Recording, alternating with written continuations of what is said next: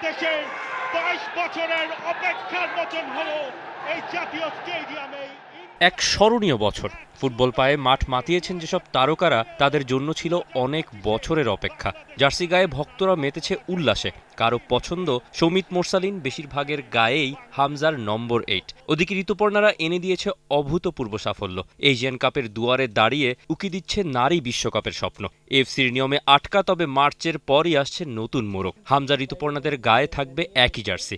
বিষয়টি নিশ্চিত করেছে বাফুফের সঙ্গে চুক্তিবদ্ধ নির্মাতা প্রতিষ্ঠান দৌড়। আমরা কিছু জিনিসপত্র ইমপ্রুভমেন্ট করতে ট্রাই করলাম, যেটা হচ্ছে যেমন ফ্যাব্রিকটা চেঞ্জ করেছি, কলার একটু একটু মানে জাস্ট একটু প্রিমিয়াম, যেহেতু ফার্স্ট টাইম মেয়েরা এফসির মতো টুর্নামেন্ট খেলবে, তো আমরা চেয়েছিলাম সর্বোচ্চ যা কর, কিন্তু আমাদের কিছু রেস্ট্রিকশনস পড়ে গিয়েছে, কারণ এই জার্সিটা একই টুর্নামেন্টের জন্য অলরেডি অ্যাপ্রুভ করা হয়েছে। 26 সালের জন্য প্ল্যান করছি নতুন জার্সি, ওইটা এএফসি টুর্নামেন্ট আর মার্চে ছেলেদের এফসি কোয়ালিফিকেশন ম্যাচের পরে নতুন জার্সি আমরা লঞ্চ করব। এর আগে যেটা হচ্ছে এই বছরে পুরা 26 সালে ছেলে মেয়ে সবার সেম জার্সি হবে, এই ভিন্ন ভিন্ন জার্সি আর হবে না। আর যেটা হচ্ছে আমরা training jersey, third kit launch করব, রেট্রো কিট আর ট্র্যাক স্যুট করবো।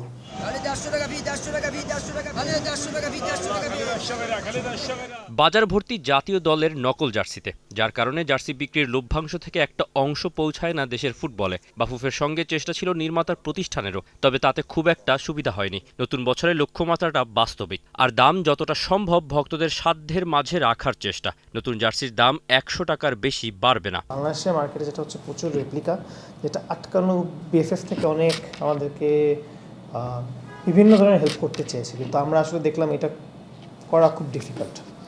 আর কিছু অনলাইন মার্কেট আর বাংলাদেশের বেশি বড় বড় কোম্পানিও এসব অনলাইনে সেল করছে।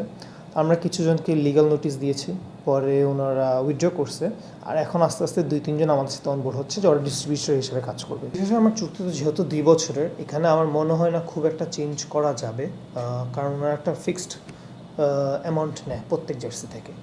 তো এটা নিয়ে অলরেডি একবার কথা হয়েছে, ওনারা বলছে ফাইনাল প্রাইসটা আমরা নির্ধারিত করতে পারবো যখন জার্সি ডিজাইনটা কমপ্লিট হয়ে যাবে, কারণ ডিজাইনের উপর প্রাইসটা হয়। সো যখন ডিজাইনটা হবে তখন আমি বিএফকে বলতে পারবো যে আচ্ছা, আমরা যদি এইভাবে করে প্রাইসটা কমাতে পারি বা আপনাদের এখানে রয়্যালটিটা একটু কমাই দেন, তাহলে হয়তো আমরা এটা করতে পারবো। বাড়লে বড় জোর 100 টাকা বাড়বে, এর বেশি বাড়বে না। এবছরই লঞ্চ করা হবে থার্ড কিট, ট্রেনিং কিট ও ট্র্যাক স্যুট সহ সব। হামজাদের কারণে জার্সি বিক্রিও হয়েছে বেশ। অন্যান্য দেশের জার্সিও তৈরি করতে চায় দৌড়, তবে এখনও দেশের ফুটবল ক্লাবগুলোর জার্সি তৈরিতে লাভ খুঁজে পাওয়া মুশকিল বলে মনে করে প্রতিষ্ঠানটি। মেয়েদের এই যেবার একটা টুর্নামেন্ট যেটা হলো, এখানে আমাকে বিএফএফ থেকে বলেছিল যে ওনারা সবাই কিট স্পন্সর করছে, তোমরা করবা নাকি। তো আমাদের যেটা আমরা শুরুতে যেটা বলে রাখছিলাম যে ফার্স্ট ইয়ার আমরা অন্য কোনো জায়গায় করবো না, শুধু বিএফএফ করবো, কারণ এখানে আমাদের লার্নিংটা বেশি থেকে ব্যবসা থেকে এই ফার্স্ট ইয়ার আমাদের লার্নিংটা বেশি ছিল। তো এই বছর যেটা বললাম আমরা খুব রেডি, তো এই বছর হয়তো আস্তে আস্তে আরও অন্যান্য লোকাল ক্লাব বা করতে পারি। কিন্তু যেটা হচ্ছে, আমি যদি কমার্শিয়াল পয়েন্ট অফ ভিউ থেকে চিন্তা করি, আমি কিন্তু ক্লাবের জার্সি খুব কম সেল হয়, তো আমি মার্কেটিংয়ের জন্য করতে পারি, বাট বিজনেসের ওয়াইজ চিন্তা করলে কমার্শিয়ালি এটা ভাইয়েবল আমাদের জন্য এই মুহূর্তে না। মূলত অনলাইনেই বিক্রি হয় বাংলাদেশ ফুটবল দলের সব অফিসিয়াল জার্সি। তবে 31 মার্চ সিঙ্গাপুর ম্যাচের দিন সে দেশের ভেন্যুতে থাকবে স্টল। আর দেশের মাটিতে সাফ আয়োজন করা হলে সে পরিকল্পনাও আছে বাফুফের সঙ্গে চুক্তিতে থাকা প্রতিষ্ঠানটির। দ্বিতীয় কম্পিটিটিভ ম্যাচ, গ্যালারিতে বাংলাদেশের সমর্থনের অভাব নেই। Tausif Hasan, T Sports. For more updates, subscribe to our YouTube channel and click on the bell icon. Follow us on Facebook and Instagram. Download T-Sports app to enjoy exciting games and highlights. Visit tsports.com.